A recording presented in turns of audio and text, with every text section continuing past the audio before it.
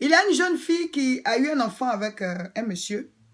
Et le monsieur lui avait promis le mariage. Et à un certain moment, il a abandonné avec l'enfant. Il est parti. Dieu merci, elle a son travail, elle a son boulot.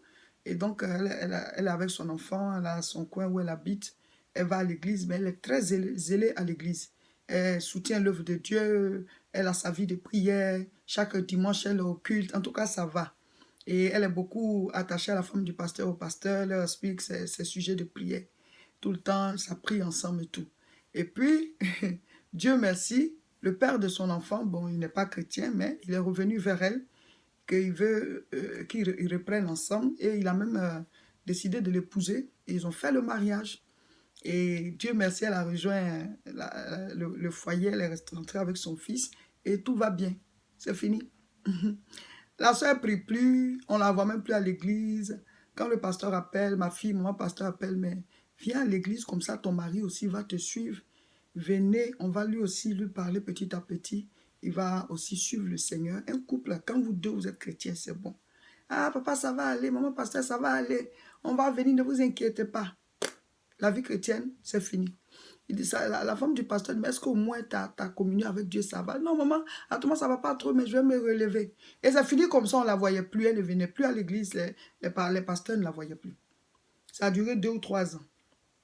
Un jour, elle réapparaît en larmes, en train de pleurer, parce que son mari a décidé de prendre une deuxième femme.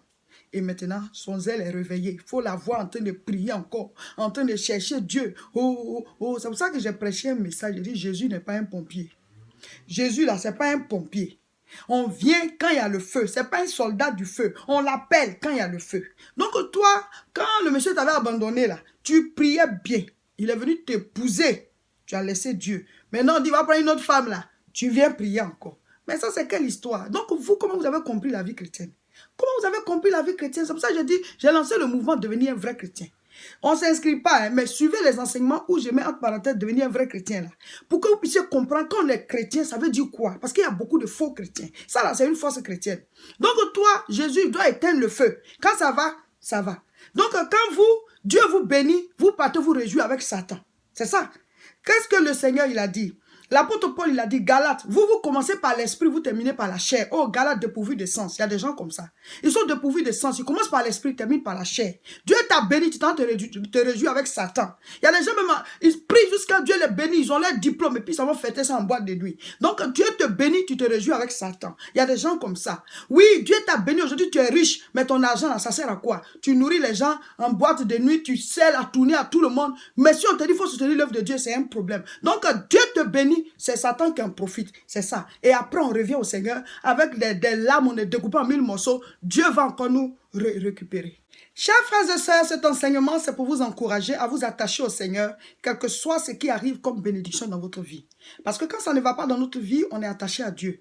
Mais quand ça va, il faut qu'on reste attaché à lui. Et bien au contraire, il faut qu'on soit encore plus attaché pour qu'il nous envoie encore plus loin. Certains croient que les petites bénédictions qu'ils ont obtenues là, bon, c'est fini. Donc pour ça, ils laissent le Seigneur. Mais il y a plus que ça. Souvent, c'est ce que toi, tu voulais avoir. Mais il y a ce que Dieu, lui, voulait te donner. Donc, vous vous arrêtez à ce que vous vouliez avoir, alors qu'il y a ce à quoi Dieu vous avait appelé. Donc, vous restez dans une vie juste moyenne, parce que pour vous croyez avoir tout gagné déjà. Donc, vous commencez à vivre mal. Or, il y avait mieux que ça. C'est pour cela que, chers frères et sœurs, je vous encourage à rester chrétien, quel que soit ce qui se passe dans votre vie, et à continuer de croître et d'avoir la relation qu'il faut avec le Seigneur, parce que nous sommes sauvés pour aller au ciel.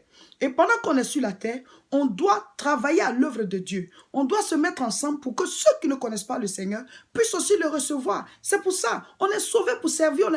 On ne vient pas au Seigneur pour juste avoir des bénédictions et puis retourner à Satan parce qu'on a fini d'obtenir ce qu'on voulait. Mais est-ce que ce qui t'attend devant là, tu connais? Souvent, on va comme ça, après on retombe. Pourquoi? Parce qu'on a laissé la main de Dieu.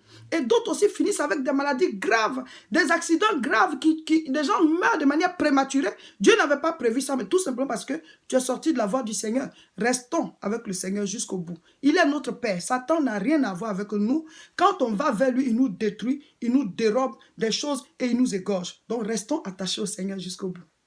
N'oubliez pas, nous avons la croisade de prière le samedi 9 mars à Aubervilliers.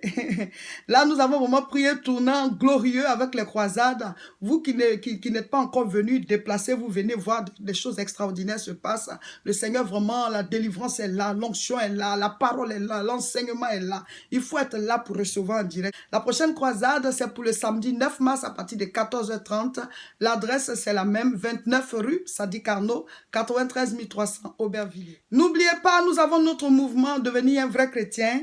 Et chaque fois que je mets les enseignements ou je mets en parenthèse Devenir un vrai chrétien, ce sont les enseignements de notre mouvement. Et le 4 juin, nous commençons notre jeûne de 21 jours.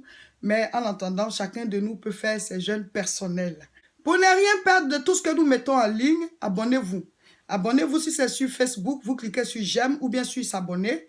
Ou alors, si c'est sur YouTube, vous cliquez sur s'abonner. Notre chaîne YouTube, c'est La Moisson TV. Partagez massivement cette vidéo pour que tout le monde puisse la recevoir sur tous les réseaux, WhatsApp, Facebook, partout et recommandez notre chaîne.